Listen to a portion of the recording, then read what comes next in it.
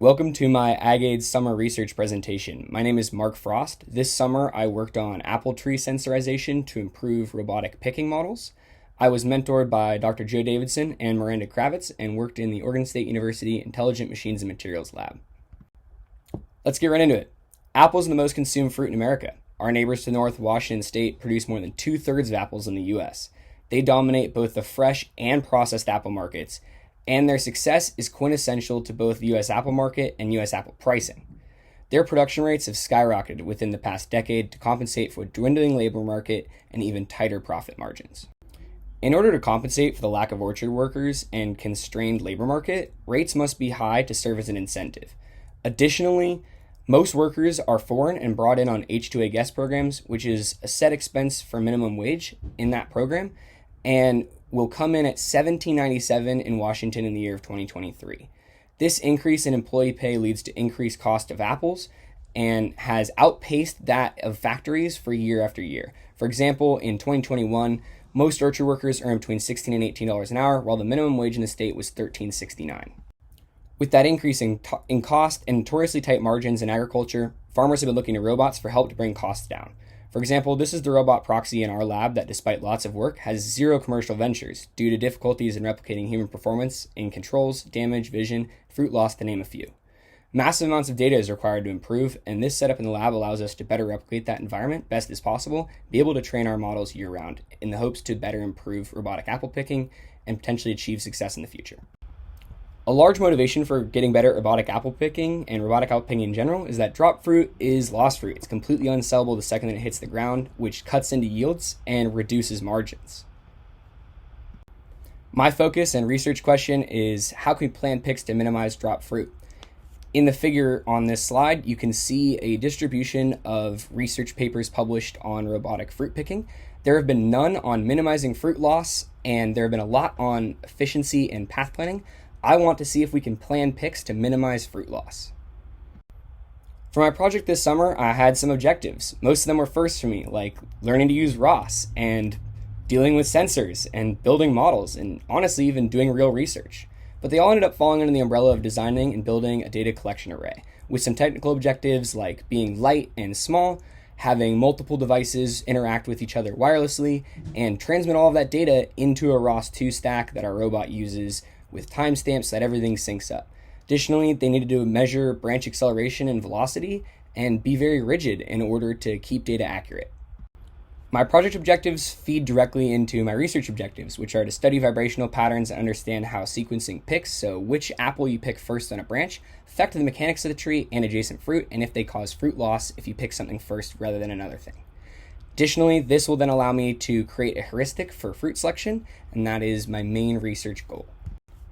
The method I chose to collect acceleration gyroscope data was to use an Arduino Nano 33BLE, which has a built-in IMU and a Bluetooth antenna, to collect that acceleration and gyroscope data and then send it on its way via Bluetooth. This was affixed to a 3D printed bracket that kept a battery in it and powered everything while allowing it to rigidly affix to the branch. Those sensor modules and that design allowed me to achieve some goals that I set out for myself in terms of their functionality, which was 3 peripherals to 1 central device. In fact, they use Bluetooth low energy communication, which conserves energy and is very efficient at transmitting data.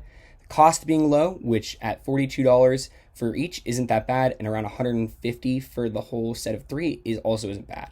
They have a long battery life at 8 hours, which will allow for full days of testing in the field. They're very light, so they won't affect data, and they have a low setup time at around 20 seconds per device, which is pretty quick. Additionally, they have a high enough sampling rate to be able to capture even the smallest of motion in branches. So those single sensors, they end up becoming this entire array of 3. One at the leader junction, one at the pick location, which is movable depending on where you are picking, and one at the end of the branch. This will allow us to basically see what the entire branch feels and experiences and get a normalized value for what the entire branch is going through in terms of vibrations. Now that you've seen the sensor array, here's how it works and where that data ends up going. So once the robot picks the apple and there's that force and vibration, those 3 Arduinos collect that data, transmit it over Bluetooth Low Energy into a central Arduino that runs what we call a micro-ROS publisher node, which allows that Arduino to communicate with our normal ROS2 stack that our robot uses. That communicates over a USB connection into that micro-ROS agent, which basically ports that data into our ROS2 subscriber node and then stores it in what's called a ROS bag so that we can visualize and analyze that data later. Let's get into the fun stuff, data collection. I have to perform field trials to get any of my data. As you can see in front of me, I basically have to go pull on some fruit with myself or with the robot and let the sensor array record data and take a look at it afterwards to see if it did what I thought it did, or see if there's any differences or irregularities, and then compare that to successful picks and drop fruit in the future. An example of that field collected data here is normalized acceleration data from all of my peripherals. In this, you can see across all of the picks that at the end of the branch and at the pick location where the force was the highest and the branch was the thinnest, the acceleration change was the greatest, and at the leader junction where the branch was the thickest and the furthest away from force being applied, had the least change in acceleration, which is what we expected. Next, we have some gyroscope data. It tends to mirror our acceleration data from the previous slide, but what's really cool is that you can see at the end of the branch that it has a really, really high rate of rotation, which kind of correlates with, in the previous video, seeing the end of the branch move in more of a circular motion instead of linear. Still need to do some more testing and collect some more data to prove this fully, but this is a good start. Additionally, it does follow that trend like I talked about of there being less movement basically near the trunk, and as you go further out along the branch, that movement increasing due to branch thickness and where the force is applied. In conclusion, my sensor array met my design goals. It worked effectively and efficiently and has been very reliable.